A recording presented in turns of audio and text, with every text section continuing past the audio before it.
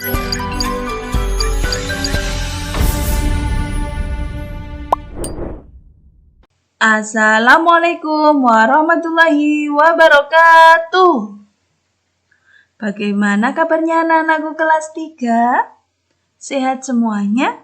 Alhamdulillah. Kita akan belajar bersama Bu Firoh. Kita akan belajar SKI, Sejarah Kebudayaan Islam. Sebelumnya, kita membaca basmalah bersama-sama. Abata, Bismillahirrahmanirrahim. Semoga kegiatan belajar kita hari ini dapat berjalan dengan lancar. Amin. Anak-anakku, sudah disiapkan buku dan alat tulisnya ya? Disiapkan buku salam. Ya, kali ini kita akan belajar bab 5. Yaitu masa remaja Nabi Muhammad SAW. Nah, setelah kita belajar tentang masa kanak-kanak, ya kemarin masa kanak-kanak Nabi Muhammad SAW. Nah, kali ini kita akan belajar masa remaja Nabi Muhammad SAW. Nah, tapi sebelumnya kita review kembali. Coba Bu Firoh mau tanya. Ada yang tahu tanggal berapa Nabi Muhammad SAW dilahirkan? Iya, betul sekali. Tanggal 12 Rabiul Awal, tahun 571 Masehi, atau disebut juga dengan tahun Gajah. Nah, Bu Firoh juga mau tanya. Ada yang tahu siapa ayahnya Nabi Muhammad SAW? Iya, ayahnya bernama Abdullah, ibundanya bernama Siti Aminah. Nah, setelah ayah dan bundanya wafat, meninggal dunia, kemudian diasuh oleh kakeknya. Siapakah kakek Nabi Muhammad SAW yang mengasuhnya? Abdul Muthalib. Iya. Setelah kakeknya wafat, kemudian diasuh oleh pamannya yang bernama Abu Thalib. Nah, kali ini anak-anakku, kita akan belajar yang pertama, masa remaja Nabi Muhammad SAW. Yang kedua yaitu teladan Nabi Muhammad SAW pada masa remaja. Nah, nanti yang terakhir kita latihan soal. Kita mulai dari yang pertama ya anak-anakku. Masa remaja Nabi Muhammad SAW. Ya. Setelah kakek Nabi Muhammad SAW wafat, tadi siapa kakeknya bernama? Abdul Muthalib. Ya, Nabi Muhammad SAW kemudian diasuh oleh pamannya yang bernama Abu Thalib. Nah, Nabi Muhammad SAW diasuh pamannya pada usia berapa? 8 tahun. Iya, betul sekali. Nabi Muhammad SAW ikut membantu pamannya berdagang dan mengembalakan ternak domba. Nah, Nabi Muhammad SAW menjadi pribadi yang kuat, rajin, tekun, berani, sabar dan mandiri. Iya, pantang menyerah. Nah, anak-anakku, selanjutnya teladan Nabi Muhammad SAW pada masa remaja. Nanti kita akan membahas yang pertama, teladan dalam beternak. Yang kedua, teladan dalam berdagang. Yang ketiga, teladan dalam berperang. Yuk kita belajar bersama. Kita mulai dari teladan dalam beternak. Nah, Nabi Muhammad SAW ketika beternak menggembalakan domba, beliau tekun dan rajin menggiring domba-domba ke padang rumput. Selanjutnya, sabar mengawasi domba-dombanya.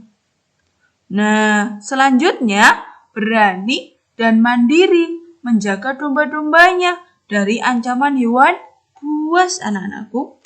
Ya. Selanjutnya, nah, dengan ketekunan, kesabaran, keberanian, kemudian kemandirian, maka menjadi apa? Penentu keberhasilan di kemudian hari. Anak-anakku kelas 3, selanjutnya teladan dalam berdagang.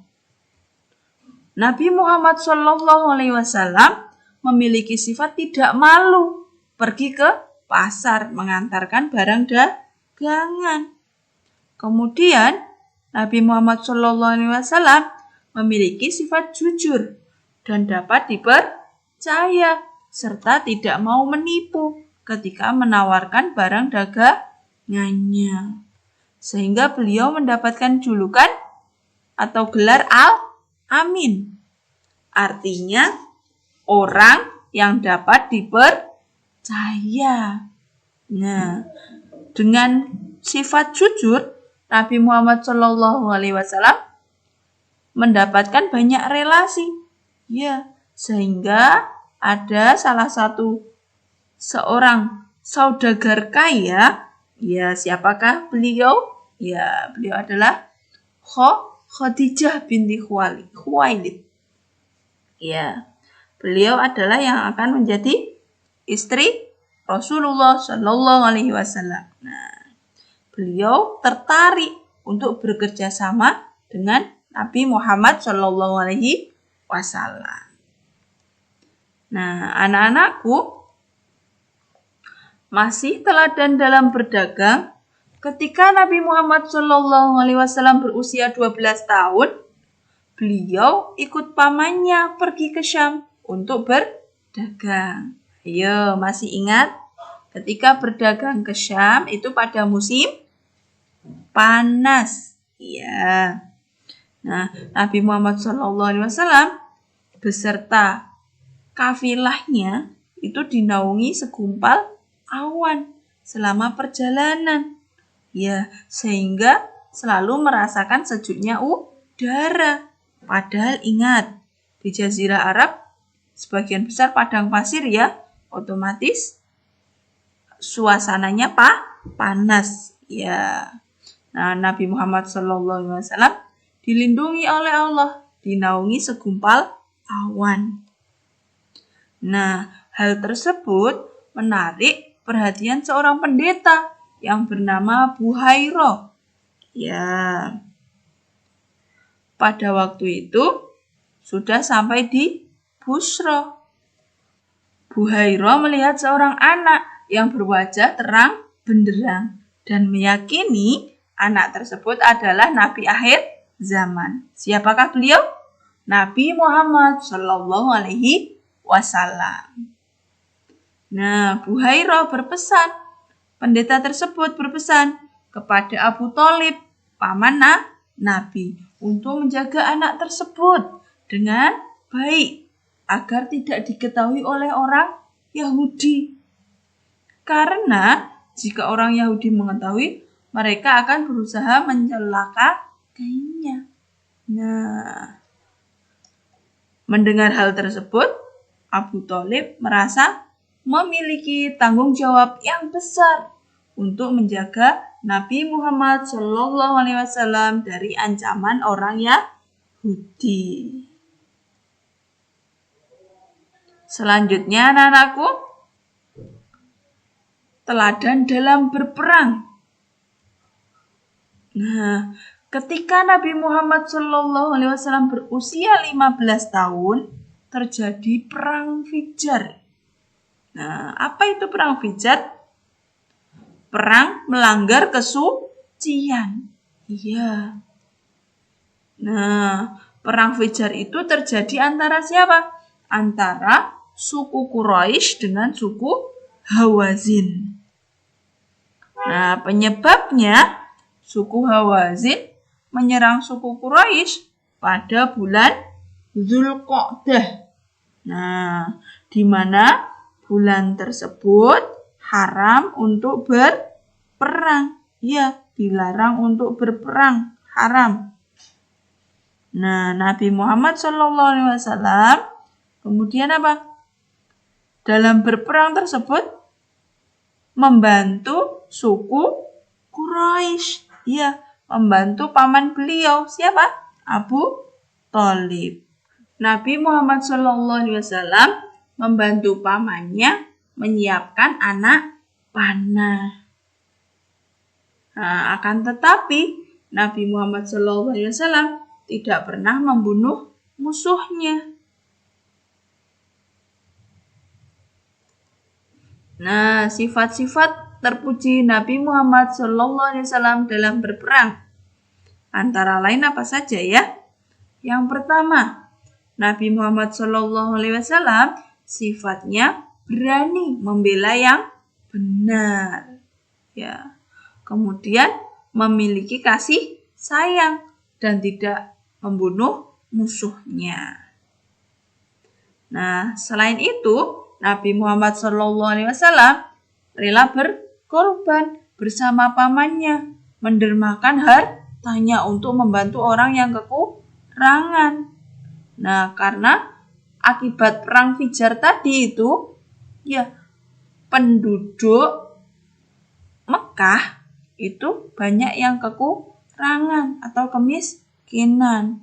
Sehingga Nabi Muhammad SAW bersama pamannya ikut mendermakan hartanya. Nah, berkat bantuannya, usaha Abu Thalib, paman Nabi, semakin berkembang. Nah, selanjutnya kita simak video berikut.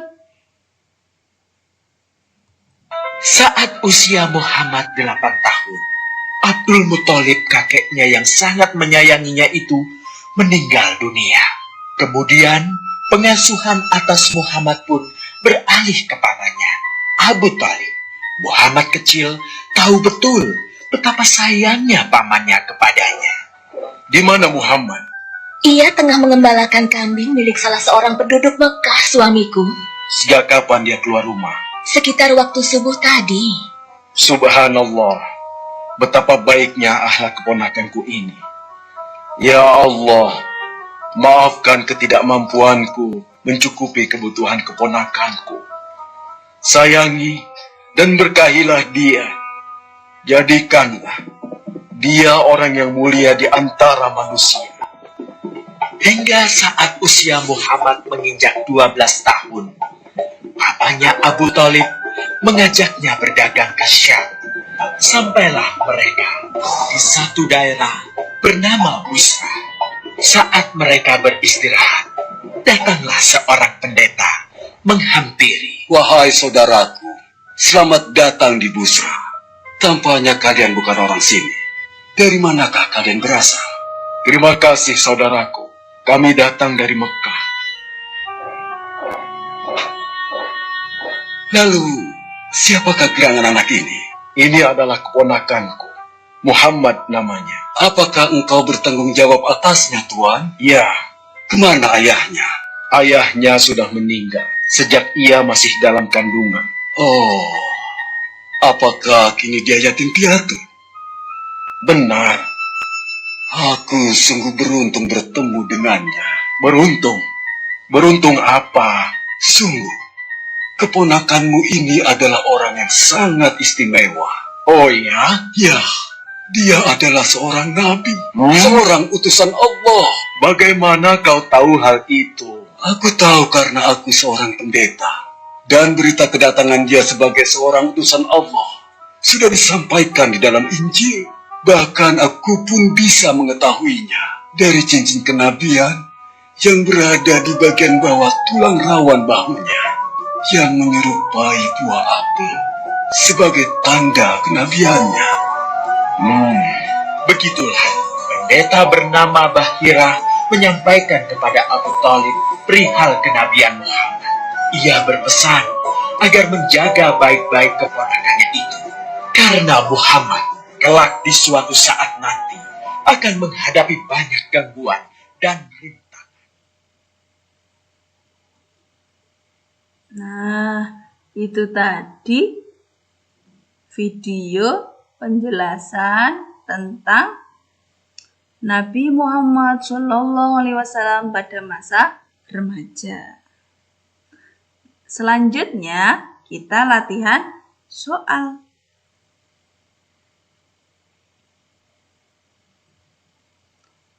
Kerjakan latihan soal pada link berikut ya anak-anakku. Nah, oke.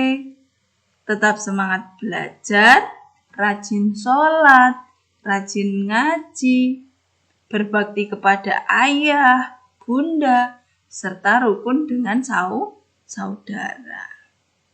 Jangan lupa jaga kesehatan. Semoga bermanfaat. Dari Bu Firoh cukup sekian. Wassalamualaikum warahmatullahi wabarakatuh.